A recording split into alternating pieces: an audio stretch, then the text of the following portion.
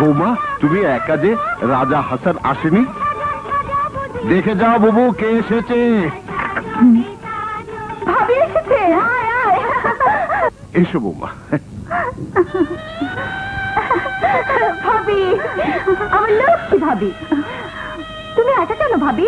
ভাইয়া আসেনি? ভাইয়া আসেনি না তোমার উনি আসেনি?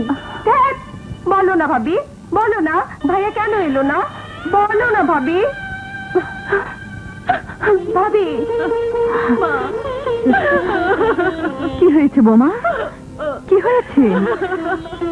বলো না কি হয়েছে? তুমি কাঁদছো কেন বোমা?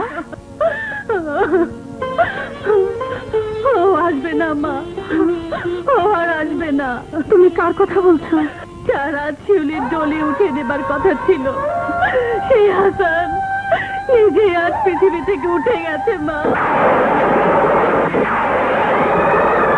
তুমি কি বলছো বোমা? এমন অশুভ কথা বলছো কেন? আমি সত্যি বলছি মা, আজ এখানে আর সানাই বাজবে না, এখানে কান্নার রোল বাজবে। কি করলে খুনা? এত বড় শাস্তি কেন দিলে আমাকে? কেন দিলে?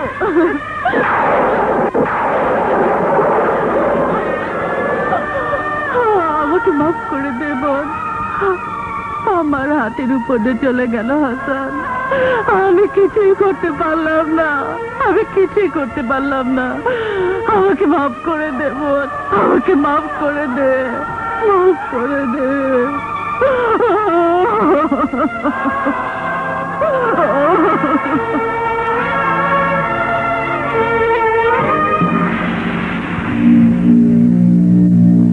রাজা,